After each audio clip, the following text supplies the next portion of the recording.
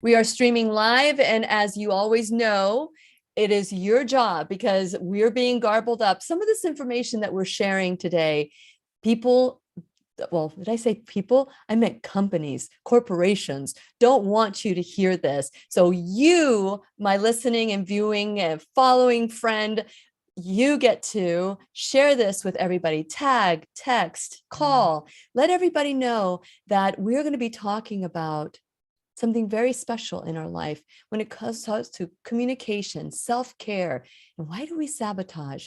And we have someone special here to be our teacher today. So I'm going to hit the record button because, as you know, that we are recording for BitChute and Odyssey and podcasts. So here we go.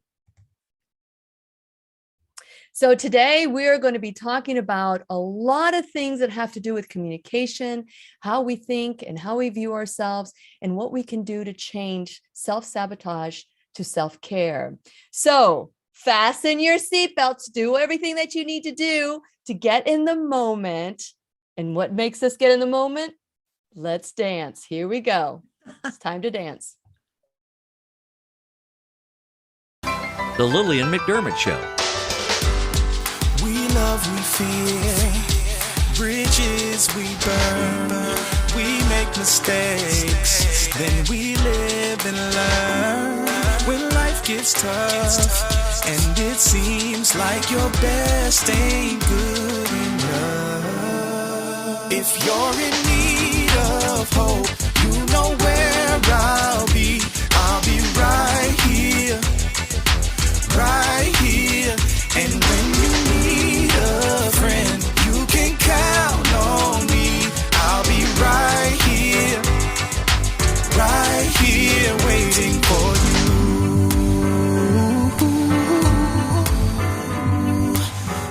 you. This is the place you can always turn to when you need a friend. The Lillian McDermott Show.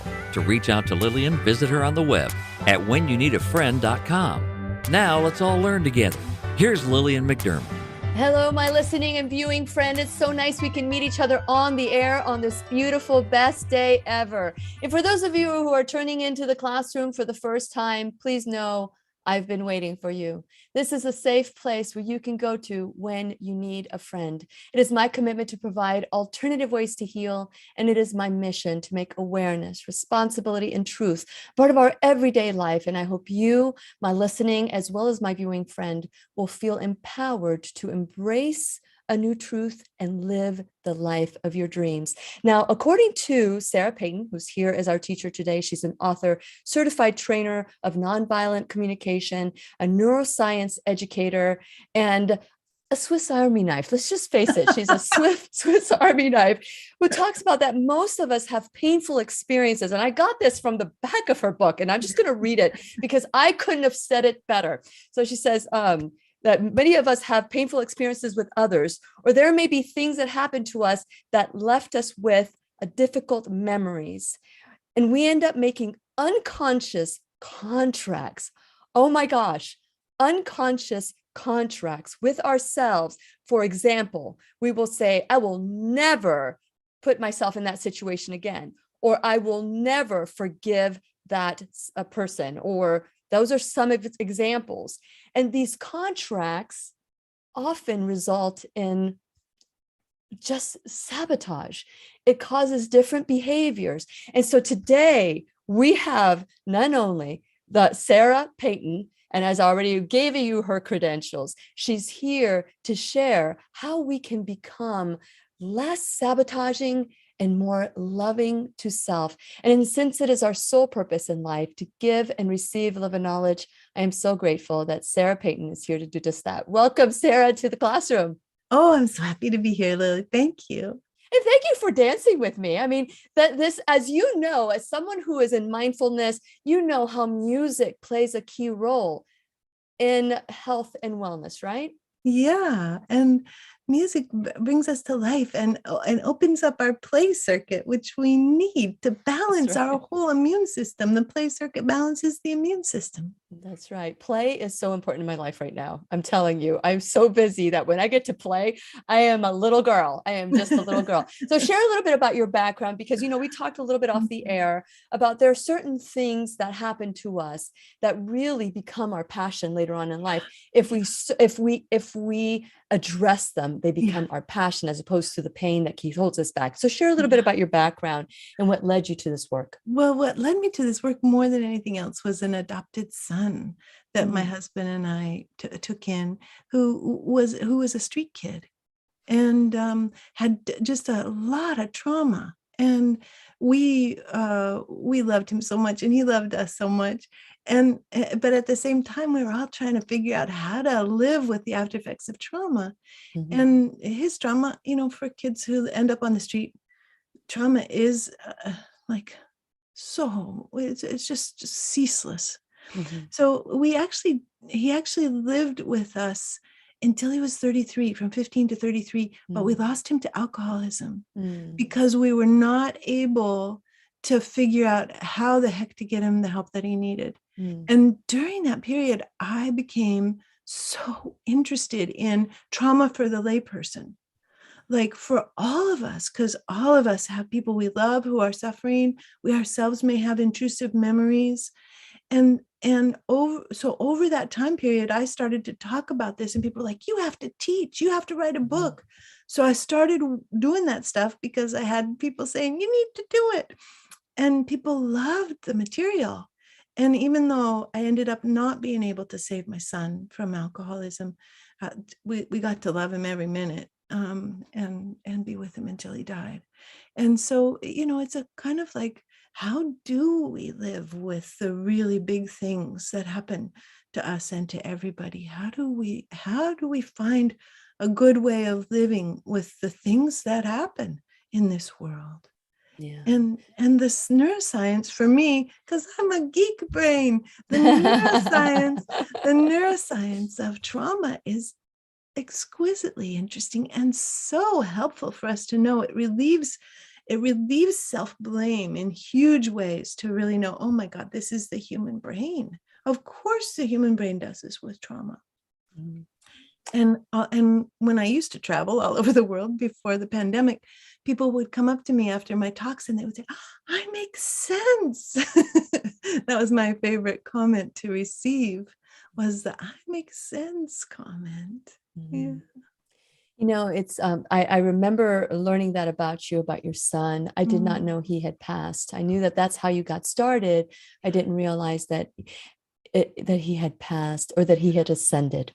Yeah. And so he became your greatest teacher, didn't he? He was my greatest teacher. It still is in many ways. You know, I mean, I don't know that people, when they die, they leave parts of themselves behind. We get to carry them in our brains. My mom's still in my brain. My dad's still in my brain. My son's still in my brain. All of them have gone on without me, but they're still here with me. And all of our beloved people are still part of us. We could actually find them if we had MRI machines, and if we put Sarah in an MRI machine, we say, think about your son. There would be a particular part of the brain that would light up, or think about your mom. A particular part of the brain would light up. It was different for each person, different neurons for each person. So we carry those we love within us, no matter what happens in the outer world. Well, that's beautiful. And we all need to hang on to that, especially during the holidays. I wrote about this a while ago. It's like embracing, loss during the holidays. And that seems to be the hardest time, because maybe it's their first Christmas or their first whatever without that person. And, to me, I want to have a picture I want to have a chair for that person, and a picture of that person by that chair, so that we don't act like it didn't happen, or that it never happened. And that happened when my brother passed away of the same reasons. He was also taken in by my parents. And when he passed away, my parents went to see him because he lived in a different place. And where I was staying at, nobody said anything to me. And it was Oh my Thanksgiving. goodness. Oh No my one said goodness. anything to me. And I think that that's what that became a learning experience to me. And Yeah. I'm like, no, talk about it, Right. Right. cry together, embrace the Yeah. person, right? Yeah. Yeah. Would you like to add anything to that? Oh gosh, that just brings tears to my eyes thinking of you in that Thanksgiving. So I'm just going Well, to breathe for a little minute and go, oh my goodness. Yeah. And for all of us, for everybody who lives through the losses and there's no echo. It's like, this is really what this work that I teach is all about. It's about that we need to feel and see the echoes of our grief, of our rage, of our joy, in order for these things to move through us and to become complete experiences. We are so social. yeah. There's this funny thing about humans. We are simultaneously so social, and we are so sensitive to humans betraying us. So, so we have this funny thing where we need people, but we're totally capable of saying no people because of the trauma experience in the brain. It's like we go, okay, my family of origin didn't, had enough trauma that they did not know how to treat me well. Therefore, all people in the world are dangerous. It's like, So is that a contract? Is that a contract that we do? Absolutely. That's a contract. That's a beautiful example of one of the ways that we kind of self-sabotage ourselves. Whenever we hear those words, always, or never, or all people, then we know that we probably have made an agreement with ourselves that we don't even know about, that in some way tries to protect us from the traumas that we've lived through. The contracts try to protect us from bad things happening again. But the contracts do something else too. They try to make other people okay. So I can have a contract like not to fully show up in the world in order not to compete with my mom, so that she'll be okay. Little kids, little baby people make these nonverbal, unconscious agreements with themselves to try to take care of their family members. All a baby has is their nervous system. So they try to leverage how much life energy they're putting out in order to balance their family, make their mom okay, make their dad okay, make sure their siblings get love, make sure everybody's protected. There's so much that a baby wants. Babies come into this world as little packages of radiant love. We don't even know how much they love. We don't know how much we love, so we can't know how much babies love. Correct. So they're these little radiant beings, and they're just trying to figure out, well, if I turn down my radiance, will my mom be more okay?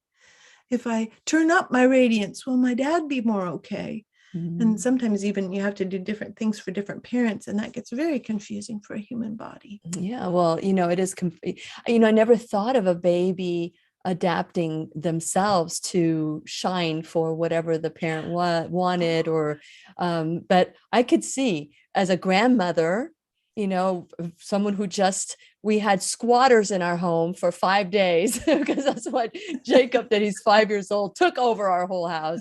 But then Claire, who's 1, she was like, we were trying to figure each other out, and she was just beautiful to the whole entire time. But, I didn't realize that she was like watching me, observing me, and immediately knowing how to address me. Yes. And this is the beautiful research of Beatrice Beebe. I'm always stunned by Beatrice Beebe's research. She works in New York City, and for the last 40 years, she's been doing close video filming of moms and babies who are the babies are 4 months old. So like if she were doing a video analysis of you and me, Lily, then she would look at us side by side, and she would look at how our facial expressions affect each other. Like when my eyebrows go up and when your eyebrows go up and when you smile and how big do I smile. That's what's happening with babies and moms. what's so interesting is that by the time a baby is 4 months old, so a baby is born with the entire range of facial expressions, like from nuanced to huge, like, how babies can scream. Yeah, I heard it. By the time a baby is 4 months old, they compress and edit their facial expression vocabulary to exactly match their mother's. Wow. Yes, we are wired to be in relationship that way, to be able to kind of test out how much life energy is welcome here. And can the other person respond? And if they can't, I'll turn down my volume to find the level of life expression that can be responded to. Wow. Wow. That's, I heard you talk about that too. And I just thought this is amazing that those things happen. So before we continue on our conversation, because, we want to talk about the workbook that Sarah just published. This is for you to get another book, which is the original book. It's called Your Resonant Self.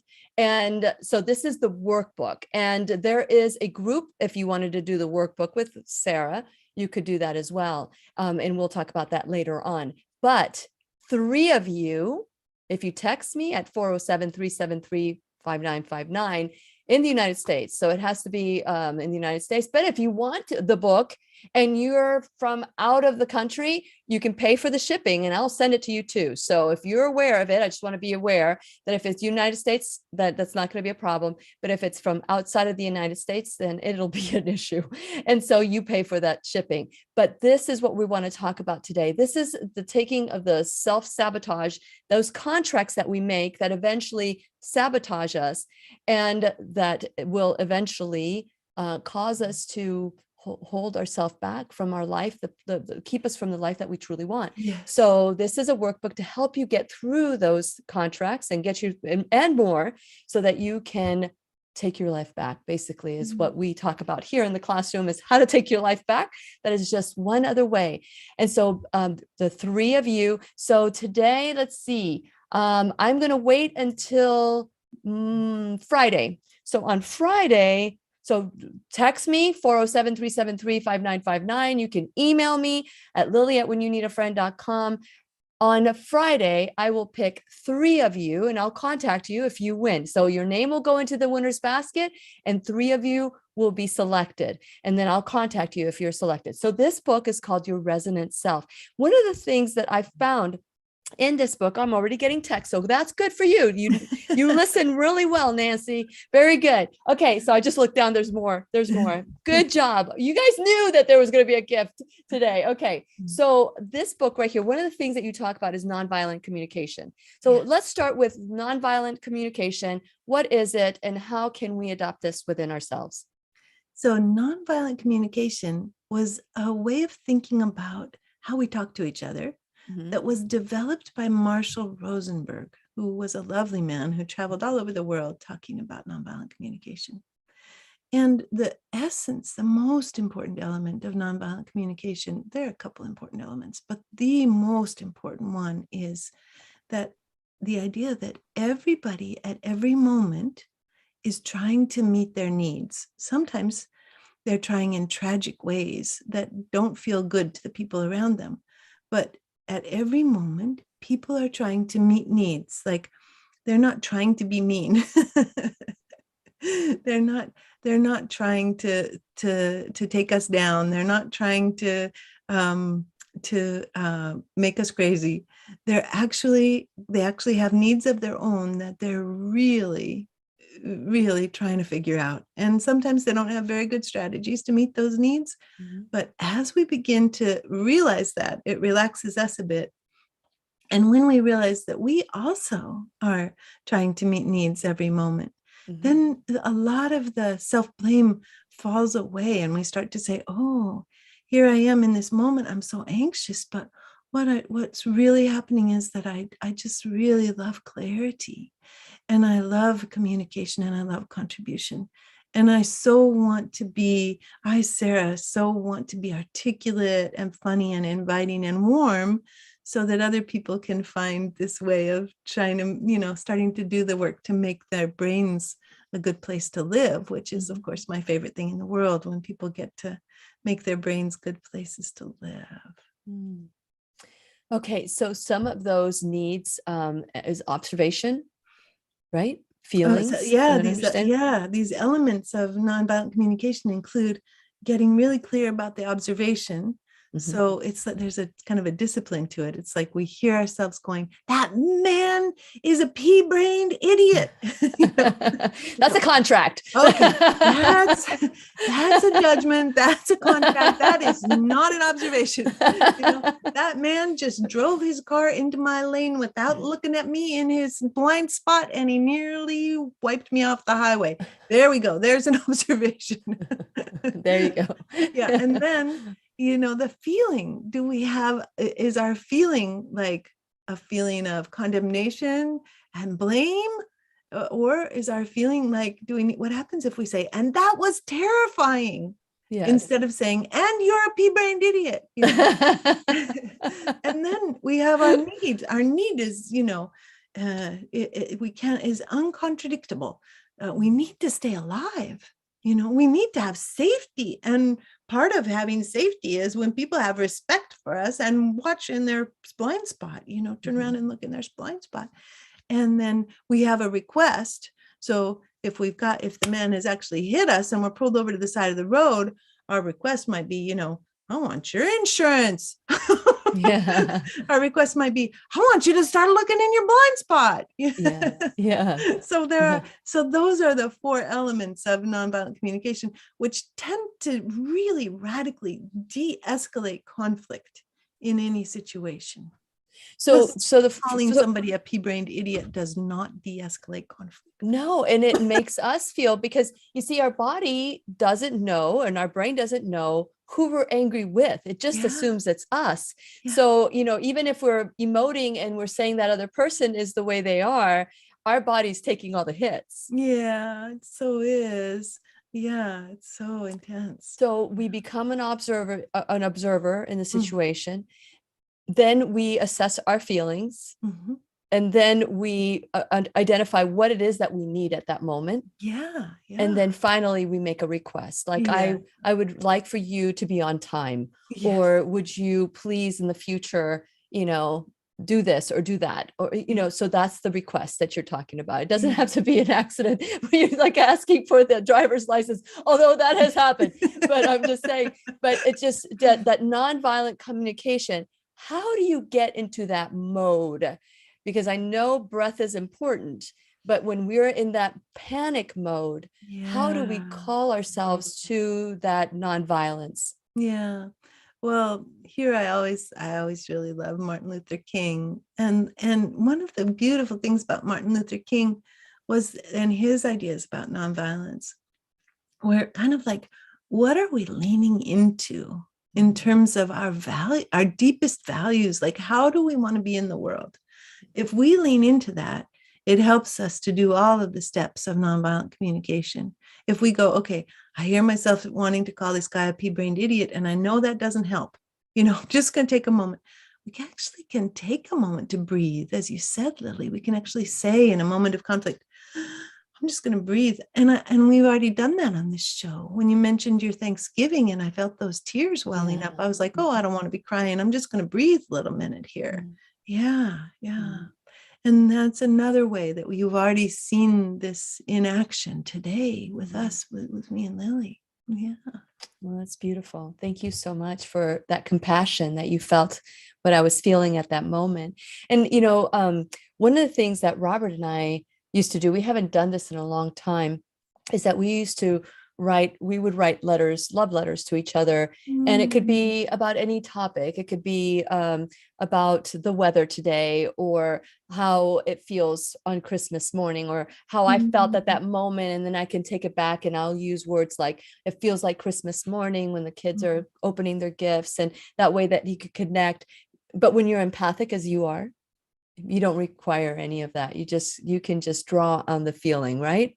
Well, you can draw on the feeling, but I love this idea of love letters. This takes us now. Nonviolent communication for me is a bit of a subset of resonant language, which includes not just talking about feelings and needs, but also all of the kinds of language that light up the right hemisphere, that take us into relational space.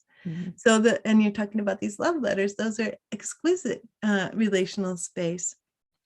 We can do feelings and needs. We can do body sensations. We can do metaphor, the use of metaphor. Whenever we use metaphor, we're inviting people into their right hemispheres and into their relational brain space.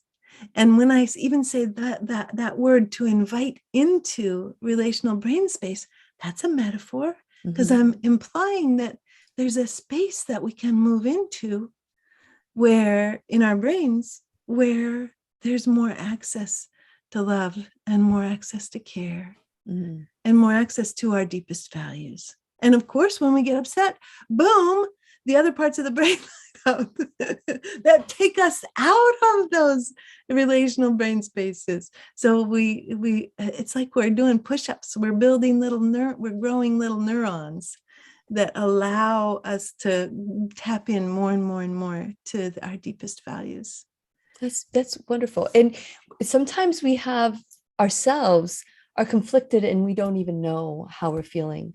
Yeah. And you might, and we've been taught, hide your feelings or stiff upper lip, or, we've been taught that from childhood. Don't cry, only little boys cry or little babies cry. How do we make up those contracts? How do we get past these little things that happen to us in life so that we can get to that other side of that next step? What do you suggest? Well, with all of our alwayses and nevers, we can start to look at, what is our contract? We can begin with, like, if we're thinking about a partner, like, oh, my partner never listens to me. Then the very first thing we want to do is say, okay, what if that's a belief rather than a truth? So we question ourselves. Yeah, we get to say, curious. Yeah, we get to have that warm curiosity and to say, I will believe that my partner never listens to me in order to, and our in order to's are very interesting. They are the foundation of the contract work. It's like, what happens in our bodies? What words come to us when we claim a self-sabotaging behavior and give ourselves the benefit of the doubt that we have some agency about it, that we're doing it for a very good reason, and that we can name that very good reason. I will believe that my partner is always or never listens to me in order to in a way have a rest from the longing for intimacy, and in order to let myself off the hook on the daily ache for engagement and connection and a sense of being heard. And then when we say that, we go, oh, I'm lonely. And instead of saying, my partner never listens to me, we start to say, I'm lonely. I wonder what would help my loneliness. I wonder if there's a request I can make with my partner, or I wonder if there are other places that I can find people that would be able to listen, because we can love our partners quite intensely, no matter what kinds of interesting personality characteristics they may have. And so we might we might say, okay, I'm lonely in certain ways in this relationship, but where else can I find places where I have a sense of being heard, and there's so many things. My brain runs in 14 directions. But let's go any further than that. That feeling heard, never listens, and finding that there is loneliness. Can you ask the question, where else do I feel lonely? Do I feel lonely in a crowd? Do I feel lonely with my friends? Do I feel lonely, do I ignore myself? Do I abandon myself? Yeah, and scientists say we have three levels of loneliness. One of them is intimate partnership loneliness. One of them is friend loneliness, and one of them is community loneliness. So, do we have a shared community that shares our values and wants to take similar action in the world? Do we have friends that we enjoy who make us laugh? Do we have partners where we can have this sense of deep intimacy? Those are the three kinds of loneliness, the three main kinds of loneliness that scientists identify. And it's really good to name these. So the next step, after you say, I will believe my partner never listens to me, is we say to ourselves, is that a good contract? Do I like that contract? Is that contract serving me? And it's not, because my partner does listen to me. And so if I say, oh, Sarah, not a good contract, I release you from this contract. I revoke this vow. And then the next step is quite beautiful and quite important. And the book talks a lot about this, is that we give ourselves a blessing instead, a realistic blessing. Like the realistic blessing, because our partner, has certain personality characteristics, unlikely to begin deep conversation with us tomorrow, perhaps, because usually the things we believe are based on actual historical evidence. So the contract of blessing might be, and instead I give you my blessing to notice those moments, to notice and appreciate and enjoy the moments when my partner does listen to me, and to allow myself to name perhaps my sorrow to my partner, to begin to be more transparent. That might be a possibility. We might have contracts against that too. Whenever we think we can't do something, that's also a sign that we have a contract. So yeah. So you and I, Lily, were talking about the cello before we got on the call. And I started playing the cello when I was 50. I had to release, I'd never played a string instrument in my life. There are no frets. There are no frets on the cello. You have to remember where your hand is supposed to be. And so I had to release lots of contracts that I had to do things perfectly, to do things right, to always be good at things, because I'm not good at the cello, but I love it really passionately. And as we release these contracts that say, I could never do that, or I'm not good at that, or I will believe I'm not good enough, or I will believe I'm too much. All of those are contracts that we get to gradually begin to notice and let go of, and give ourselves very different blessings that let us move into our lives more fully and explore things we never thought we would explore. So the blessing of awareness is what you're talking about. The blessing of opening our eyes and actually seeing, a different perspective of reality. It is. So the clue is, if we hear ourselves saying never, always, or can't, or all, using these general terms to make ourselves right, that's when we know we're in a contract. Yeah.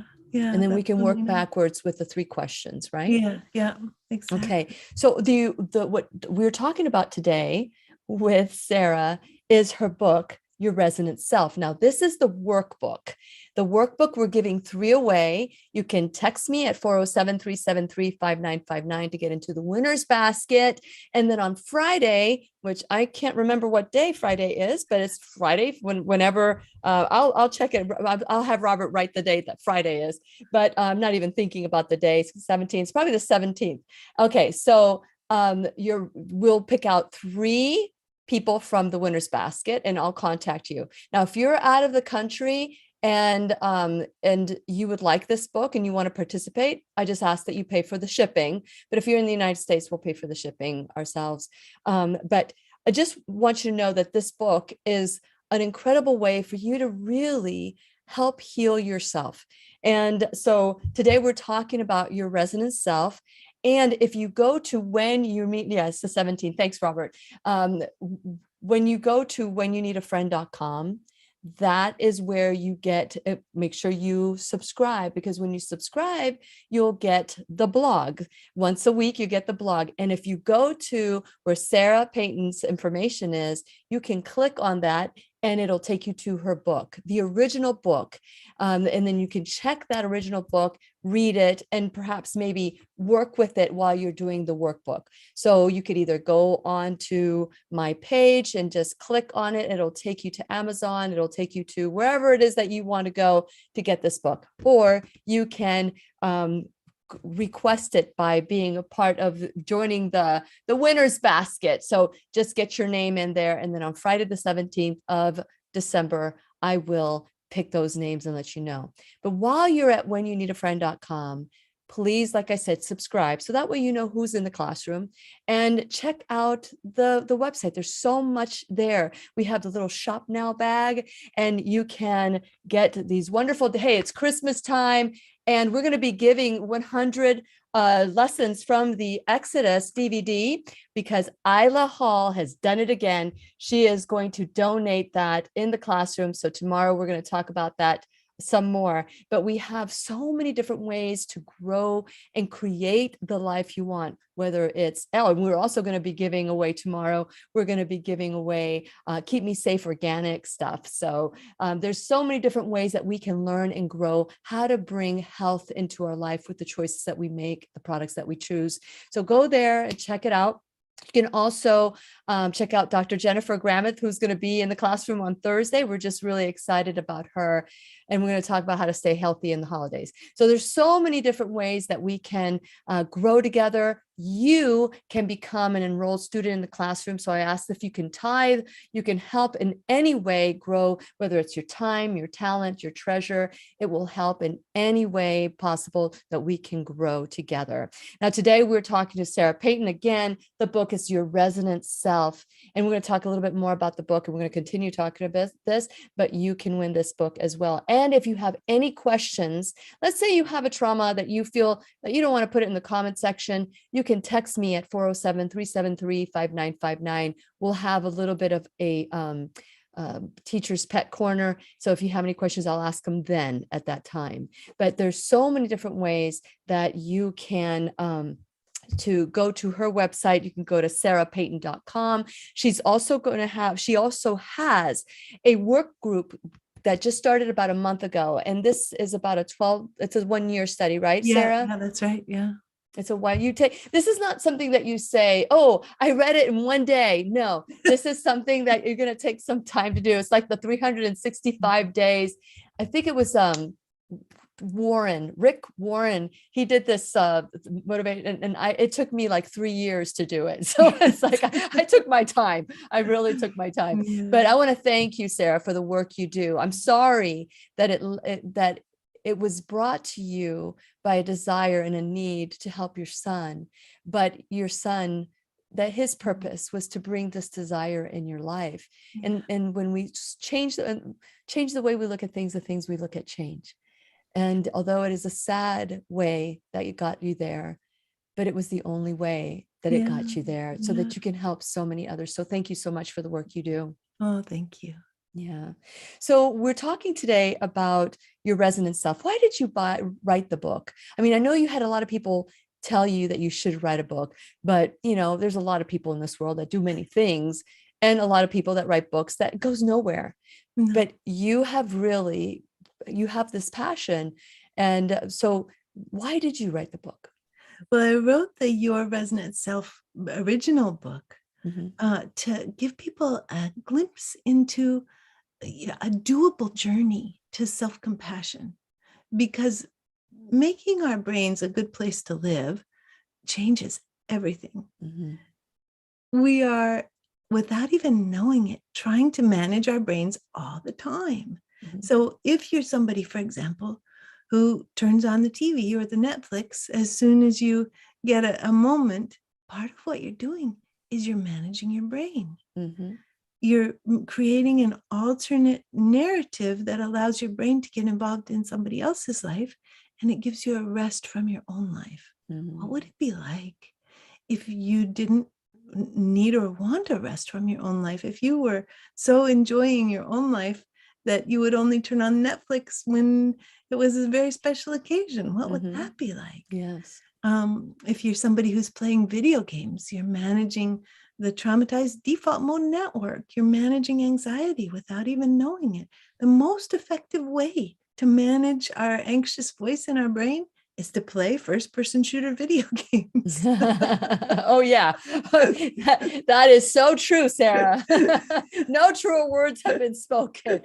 Sarcasm. So, yeah. So we have a population of, millions of kids who use the video games to manage the anxiety in their brains. I mean, and makes so much sense, doesn't it, right now, if people have anxiety, because they're worrying about the pandemic, they're worrying about finances, they're worried about global climate crisis and the way the world is changing and all of the losses that are coming with the global climate crisis.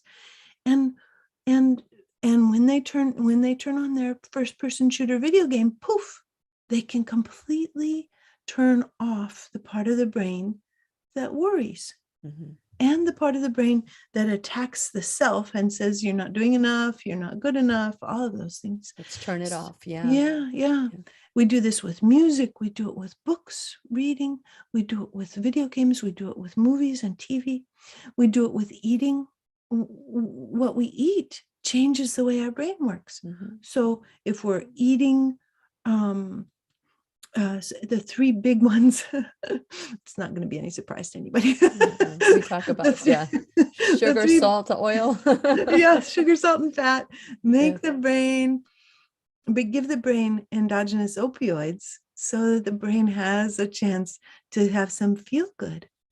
And of course, we're in the hugest epidemic of deaths by opiates in the United States right now, and in Canada as well, perhaps other places in the world. And of course, alcoholism. I think the USA is the second or third highest consumer of alcohol during the pandemic per capita. So we're living in a time when people really need to have their brains be good places to live, because the outer world is difficult right now in many ways. So so part of this journey is being very, very kind to ourselves when we notice ourselves managing our brain with whatever our compulsions, noise, distraction. Yeah. And we also begin to say, oh, and hello, brain. I wonder if you need any acknowledgement of how worried you are. Do you need a brain hug, which says, of course you would worry. Yeah. And of course it's intense. And of course you need comfort. And of course you need tenderness. And of course you need to be understood. And then the inside of the brain starts to change in really sweet ways. So in essence, you're giving your brain permission to relax and say, okay, I understand there's a need. I'm doing these behaviors, and you use that nonviolence for yourself. Exactly. So I understand, I'm observing, the music is on or the TV is on, there's noise, distraction. Now I can relate to this. When I turned like 47, because we talked about, we're about the same age. So we already know we are about the same age. That's why I'm saying that. So when I was about 47 years old, there was something in me. I knew I had a little hole in my soul, just a little hole. And whenever I was by myself and silent,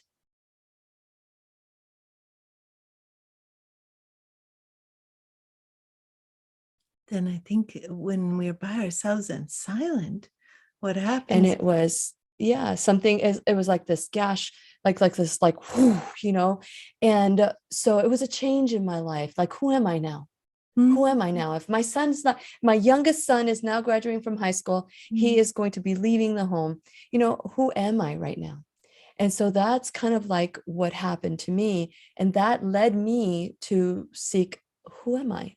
And one of the things I learned when I was learning about myself was that I'm very empathic, and I didn't know that. I mean, I knew it, but I didn't know it. I didn't have a name for it. And what I learned was that empaths turn to two things. They either turn to drugs or they turn to numbing. And I turned to numbing. So I would protect myself. I would have these layers of protection because I felt people's pain. That's my gift. and I could roll my eyes. That's my gift. And, but I can feel people's pain, and I didn't want to feel people's pain. I wanted to deal with my own, I didn't want to deal with everybody's pain, but it was like a compulsion. I had to help them fix it or whatever. And then I realized I can't do that for them. I have to do that for me. And that's what led me down my path to where I'm at today. Thank God it did, because here we are having this beautiful conversation. Yes. Right. Yeah. And so, with that in mind, what are some of the things that we do ourselves that we could identify to that person? Like when you talk about noise, is there any other behaviors that we can say, okay, we've got to practice some self-love, because now it's going to be leading us to distraction and numbness? Or is there anything else that we could possibly be doing that would be considered, self-sabotage or contracts or? Yeah. Well, one of the things that we mentioned was that whenever we think we can't do something, then it's a sign that there's a contract there. So, so if we have a sense that we can't ever finish anything, or we can't ever start anything, these are very good signs that there are contracts. Procrastination, which is one of the that you talk about in your book. Okay. Yeah. So those are some of the other things that we do. It's like, how do we live? Are the different elements of our life-serving? Are our relationships life-serving? And in the places where they aren't life-serving, like, do we get to call our kids if they're living away from home? Do we get to have laughter with them wherever they are in the world, whether they're with us or away from us? Do we get to enjoy, even if we have a grumpy, cranky older relative, do we get to enjoy them even though they're grumpy and cranky? When we lose our tempers, do we get to forgive ourselves, or do we hold that against ourselves for the rest of our lives? These are all different ways that we are trying to manage, that are not the drugs, alcohol, food, TV, entertainment pathways, that we are trying to manage grief that's been never felt. I mean, one of the common reasons that people can't reach out is because they have like a contract never to be the one who reaches out again, in order not to get their heart broken again. And that'll stop people from hugging their kids. That'll stop people from calling their kids. That'll stop people from being in relationships with their siblings. Like, I'm done. That's it. My sister doesn't reach out, I'm never calling her again. I mean, that's heartbreak, right? Oh my, and we've all said these things. Yeah. And we all can relate to this moment and we don't even realize that we're creating a contract for ourselves. Right. But what happens to us when we break that contract to ourselves and we do call, or we do the other things that we say, I'm never going to do this again, and we actually break the contract? How does that affect our life when we do break the contracts? Well, there's a way that we'll try to, there are two things. There's a way that we'll try to break through the contract, even though it's there, and force ourselves to call, even though we have a contract not to call. And when we force ourselves to go break through an existing contract, what often happens is a terrible shame. So we end up with shame. Shame is a huge sign that we've busted through a contract that we have.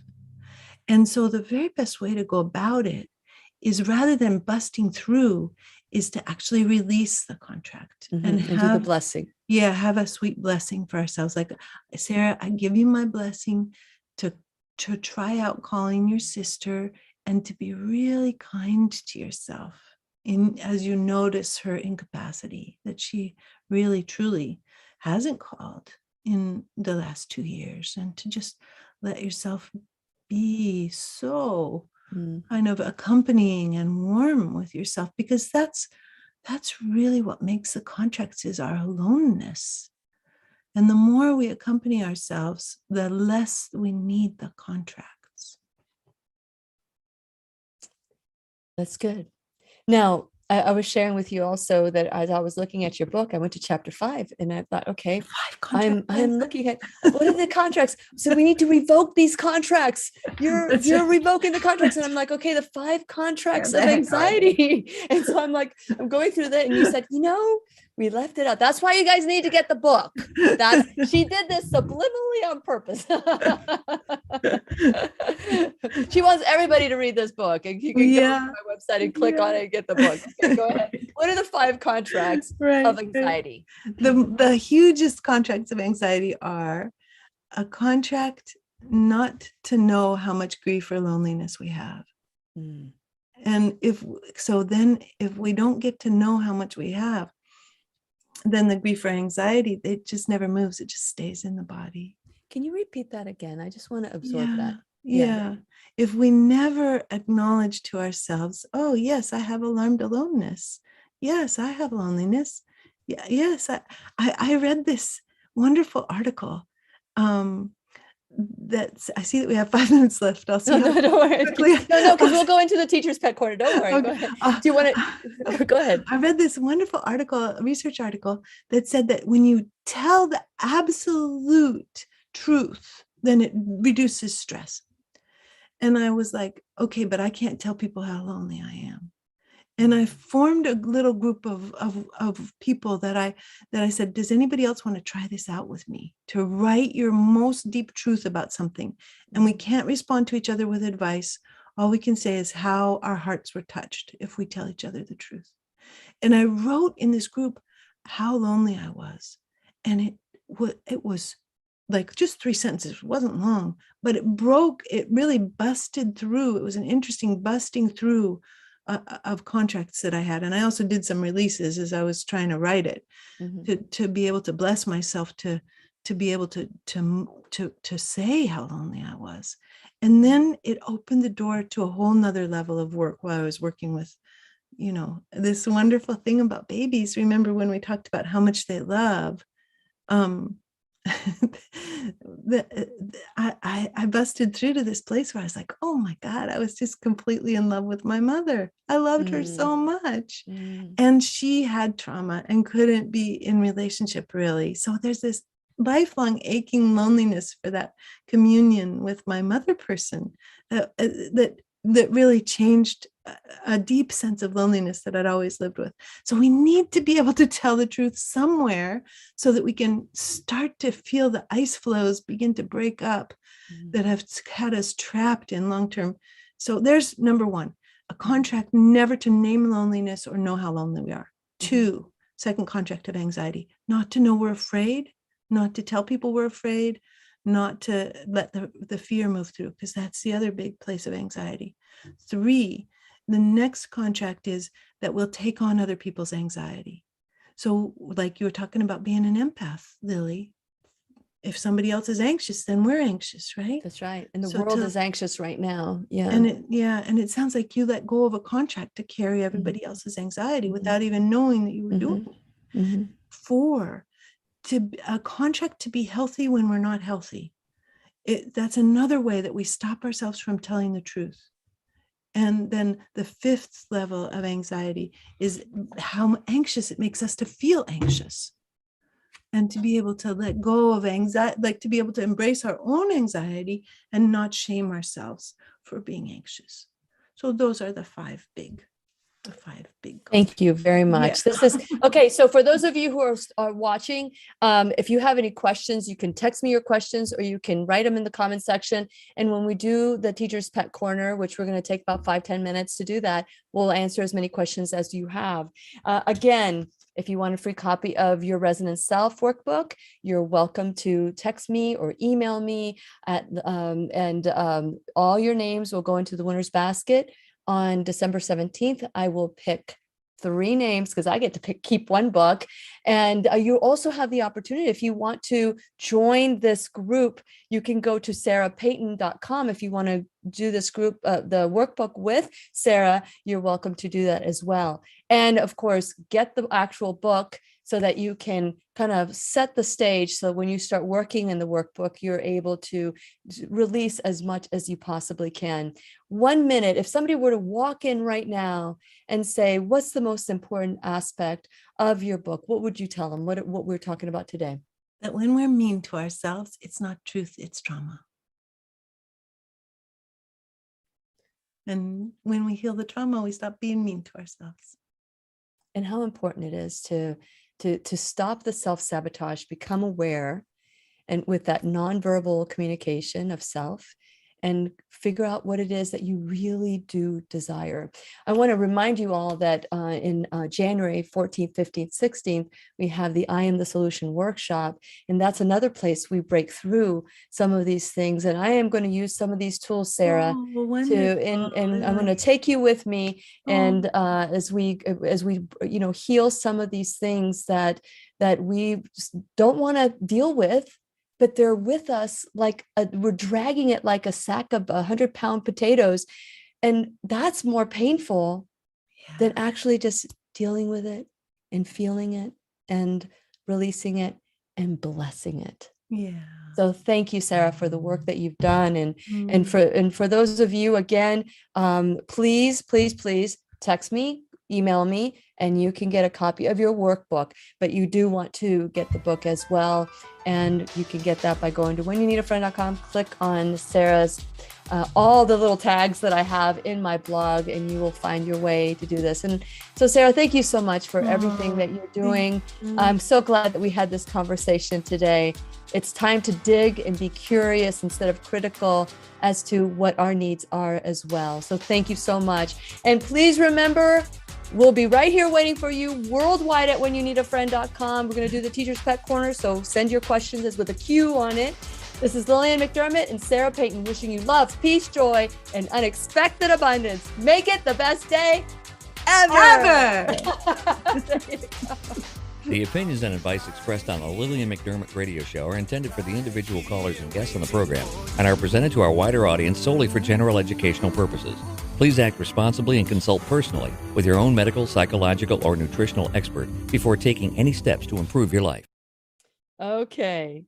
I am, let's see. Let me see if I have any questions here on my text. Okay. Oh, good, Michelle. So nice that you're listening, and Nancy, and so glad all of you are listening, sending texts and letting us know. This is the kind of work that this is really love for yourself. You know, when oops, I just dropped the book. When I first learned about inner bonding, I don't know if you know the inner bonding work is to go back to that child, like your child, and be the loving adult, and it's a really beautiful process. When I first went through it, I didn't quite understand it as well. And so people are probably tuning in today and saying, wow, this sounds good, but I just don't know how to put it into practice. What are some of the ways that you can encourage people to, and I will say all, because we want to break some contracts, right? All people, as they're listening to us today, what are some of the ways that they can choose this for themselves? Well, one thing that's free and downloadable from my website are a series of meditations, guided meditations that take you through the steps of the process. Like starting with a very, very short breath meditation where you just have affection for your attention wherever it goes. Like if you start trying to meditate and you start noticing your aching back, then you go, oh, attention, of course you're bringing me to this. Do you think this is very important? Thank you for helping me. And it's just a really warm, affectionate little, thing that you can do for just one breath, even during a day. And if you would we be able to do a meditation now that we're not doing the podcast? Yeah, now that we're not, would you be able to do a meditation for us? Of course. Yeah. Okay, continue your thoughts, and then we'll do the meditation. Okay. Yeah. So that's one way to begin in a very low threshold, free accessible, resource-filled ways to begin to enjoy the meditations. They're on Insight Timer as well as on my website, so they're pretty accessible. And that's sarahpeyton.com. Yeah. Okay, what are some other ways that we can bring ourselves to loving ourselves enough to want to do this work? To learn the neuroscience, to get the books and start to read or listen on Audible, and start to let yourself experiment with, like, what happens if you turn towards yourself? What happens if you notice that you're a part of a larger system? What happens if you say, okay, sure, being a procrastinator doesn't help me now as an adult, but how was it important to be a procrastinator when I was a child? Did it save me from ever completing anything that then would be hugely criticized? Would I be humiliated and ridiculed? Or by procrastinating, do I stay with my mother who was never able to finish anything? And do I just want to be sure that she has accompaniment? So if we start to think of ourselves both in the context of being little kids in a family, but also being nervous systems inside of a family nervous system, start to think differently about ourselves, expand the lens of our awareness about who we are and where we come from, that can be very helpful. Anything else? Reading, listening to meditations, being warm with yourself, following the instructions to be warm with yourself. If you've never had it modeled. Let's model being warm to yourself. Yeah, okay. So allow yourself to notice that you're a breathing being, and let yourself breathe in and breathe out. And if you're an experienced meditator, then just take this opportunity to add to your regular meditation like a warm cloud of affection that goes around your whole body and touches every cell of your skin. Just like total, like welcome to being here. And just for a moment, imagine yourself just letting yourself breathe and letting yourself notice where you feel your breath. Do you feel it in your throat? Do you feel it in your upper sinuses? Wherever it's most alive, invite your attention to rest with it. And then your attention will start thinking about other things. If you're not an experienced meditator, just gently and with warmth say, of course, thank you, attention. Thank you for trying to help me. Would you be willing to come back to my breath?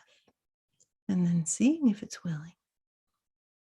You can even give it a need. You can say, meditation is very good for our well-being, and we don't have to do it for long. We'll just do it for this minute. Just warmth with the attention and warmth with the breath.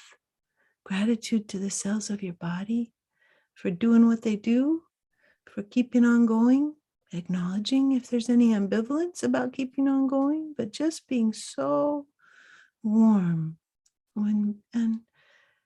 and sweet and tender with every part of yourself.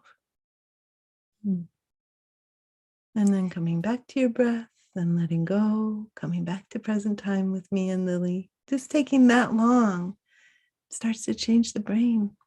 What was it like to hear it, Lily? Oh, that was great. I mean, okay, because I asked the question, how to be warm. Was that also the meditation? Because I was like, that's an incredible meditation right there. Yeah, that's how to be warm. Yep. Yeah. That's sweet. Yeah. Just becoming aware. Where do I feel the breath? I felt it in my stomach, like in my in my gut area. That's where I felt the breath. But then I started going, but no, I feel it in my nose. When you said nostrils, yeah, I feel it there too. I feel it there too. And so it brings you, and I love breath work. I love breath work. I wish I did it more. So that's a contract I need to look at. Yeah. And so if we in have the morning, if we have contracts to always be moving, then those contracts can get in the way of stopping long enough to do just even a couple breaths of meditation. I think my contract is this, that if I stop, things pile up Yeah. And then it's just like endless because I was a procrastinator. Mm. And I remember when I was 19 years old, my manager, I was a supervisor at 19. Imagine that, someone, and everybody loved me until there was a deadline. And, and I was part of the until where there's a deadline. And I'm just like, I was a boss, I was like a stormtrooper going in. And so I remember Peggy Dalton, this was my first review as a manager. And she said, people love you when there's no deadline. But when there's a deadline, you stress everybody out. And she said, and the only thing I can tell you is that your procrastinations are not my emergencies. And let me tell you, she pierced my heart, broke through a contract right then and there. And I swore this will never happen again. And so even though that was my contract, I will always be like, I give myself extra time. I love when I finish something, just knowing that I beat my own time. So it's like, that's my contract. Yeah. And so I guess that I just want to keep moving. But what I do want to do is I want to love myself the way I deserve to be loved. Yeah. So the keeping moving, then you get to say, I will keep moving in order to make sure nothing piles up, and in order never to let people down again, even. And then you can say, essential, no matter the cost to myself and the people I love. And then you can say, Lily, do you like that contract? And you can say, no, I don't want to have that contract anymore. I release that contract. Yeah. I revoke that vow. And instead, what's the blessing instead of keeping moving every minute? Resting.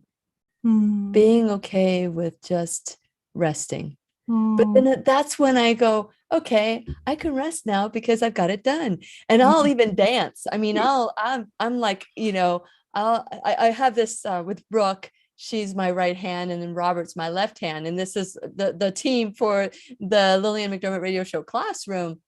And, I always write when I'm done with my blog, and I send it to them so that they could take a look at it and approve it or whatever, see if they see any major errors.